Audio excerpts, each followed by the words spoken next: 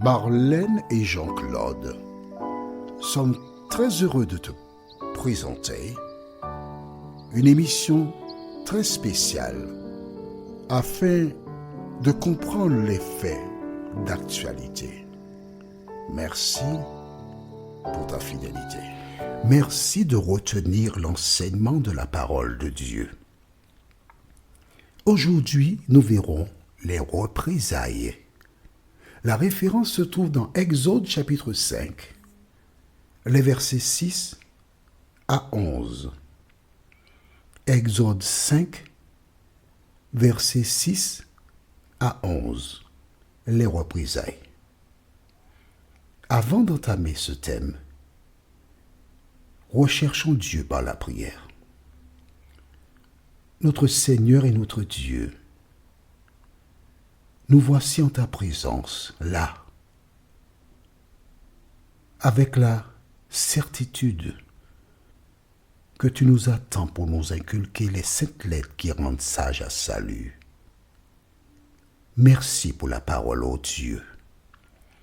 Tandis que nous prendrons le temps pour lire la portion du livre d'Exode 5, cet esprit continue de nous éclairer et de nous conduire dans toute la vérité, nous t'en prions. Au nom de Jésus et pour ta gloire éternelle.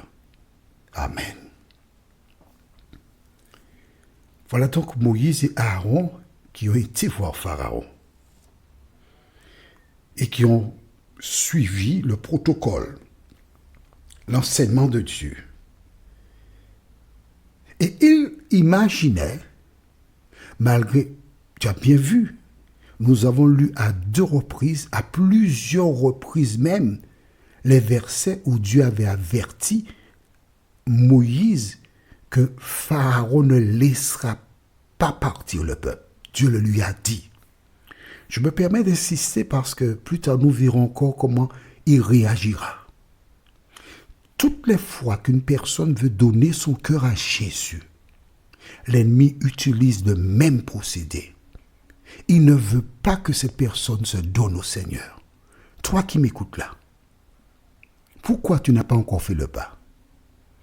Parce que tu as entendu, l'ennemi a inspiré un membre de ta famille pour dire, si quelqu'un rentre dans cette affaire-là, je vais la déshériter, ou bien je ne la connais plus, je vais l'abandonner, etc.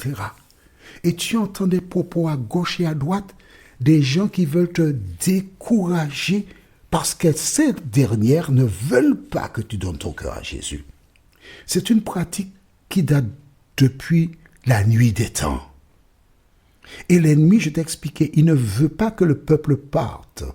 Parce que si le peuple laisse l'Égypte, ils vont commencer à laisser de côté les idoles. Ils vont connaître la volonté de Dieu. Ils vont commencer à se consacrer, à se sanctifier. Et une fois qu'ils sont sanctifiés, qu'est-ce qui se passe? Le libérateur viendra écraser la tête du serpent ou de Satan, et Satan ne veut pas mourir. Donc il utilise ses agents, en l'occurrence Pharaon, le peuple d'Égypte, pour maintenir Israël dans l'esclavage, mais surtout dans le péché. C'est ça l'affaire. Voilà pourquoi le peuple est esclave. Dès que Moïse est sorti du palais, pourquoi? Écoute, on va lire, d'accord? Lisons à partir du verset 4. Exode 5, verset 4 et suivant. Et le roi d'Égypte leur dit, Moïse et Aaron, pourquoi détournez-vous le peuple de son ouvrage? Allez à vos travaux. En créole, on dirait, allez chercher un travail pour faire. En français, va chercher un travail. Va faire quelque chose. Parce que si tu faisais quelque chose, tu ne serais pas venu me faire une telle demande. Tu n'as rien à faire. On va t'envoyer peindre la toiture. On va trouver quelque chose pour toi, pour que tu cesses d'être oisif. Et il a continué en disant verset 5. Pharaon dit, voici ce peuple est maintenant nombreux dans le pays, et vous lui feriez interrompre ses travaux. Tu vois que ce qui compte pour lui, c'est le travail. Travailler. Alors, verset 6. Nous lirons du verset 6 jusqu'au verset 11. Et ce même jour, Pharaon donna cet ordre aux inspecteurs du peuple et aux commissaires. Vous ne donnerez plus comme auparavant de la paille au peuple pour faire les briques, qu'ils aillent eux-mêmes se ramasser de la paille. Donc en fait, il va augmenter la charge de travail.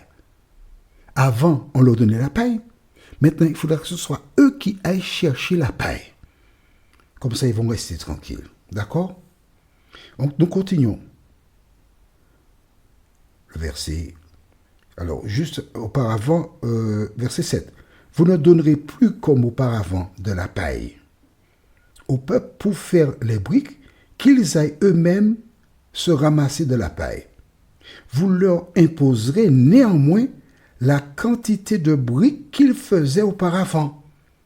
Vous n'en retrancherez rien, car ce sont des paresseux. Voilà pourquoi il crie en disant « Allons offrir des sacrifices à notre Dieu ».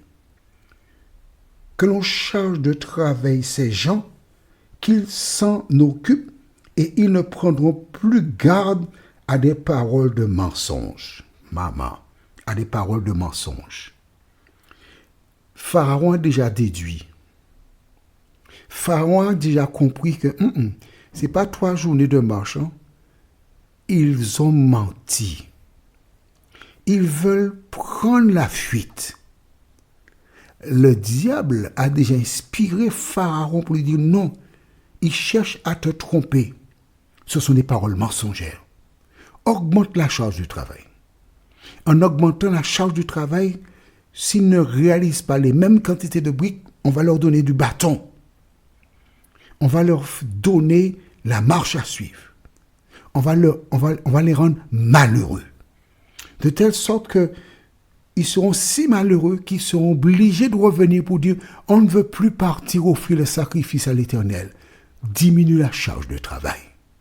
La pression, le stress. L'ennemi veut détruire le peuple d'Israël. Que s'est-il passé? Nous continuons puisqu'on va jusqu'au verset 11, d'accord? Verset 10.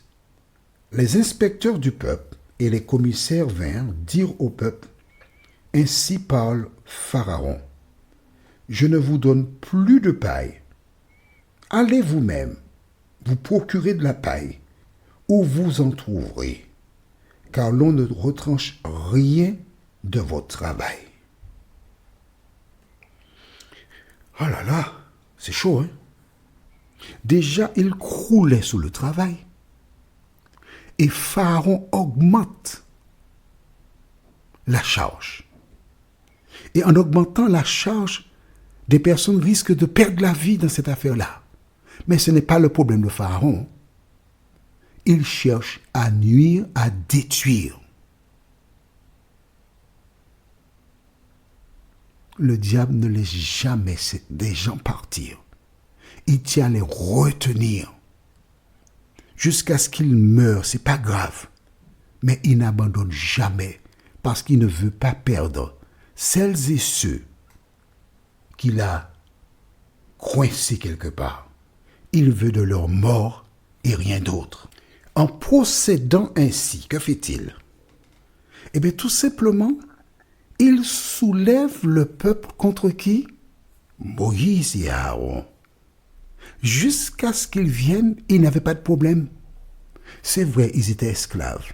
C'est vrai qu'on abusait d'eux, mais ils avaient la liberté. Mais là maintenant, s'ils commençaient le travail à 7 heures, il fallait qu'ils commencent cette fois-là à 5 heures pour aller chercher la paille et donner la même quantité. Ça devenait invivable. Je voudrais utiliser une métaphore avec toi. Quand une femme est enceinte, elle est parfois malade. Mais à un certain moment, elle a ce qui s'appelle des contractions. Et ça devient, c'est pas évident, il semble, ça fait mal. Mais elle sait que lorsque les contractions sont là, le bébé viendra au monde.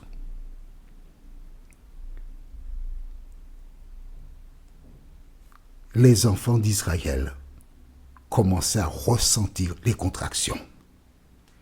Mais lorsque tu as les contractions, parfois tu dis des bêtises, tu fais des bêtises, parce que tu souffres. Mais Dieu avait annoncé déjà à Moïse et Aaron ce qui se serait passé. À travers cela, il nous dit, toi et moi, dans les derniers temps, ce sera difficile. Mais il ne faut pas perdre la foi. De la même manière que les enfants d'Israël ont souffert avant leur départ d'Égypte, les enfants de Dieu auront des tribulations. Mais tu dois t'assurer que tu as placé ton espérance en Jésus. Tu dois connaître la parole. Tu dois vivre la parole. Tu dois laisser le Saint-Esprit te transformer, parce que le seul élément que nous pourrons emmener vers la nouvelle terre, c'est notre caractère. Est-ce que Jésus habite en toi? Notre prochaine étude, le thème, c'est la colère du peuple. Mais bien sûr, puisque Satan a inspiré Pharaon pour les pousser à la colère.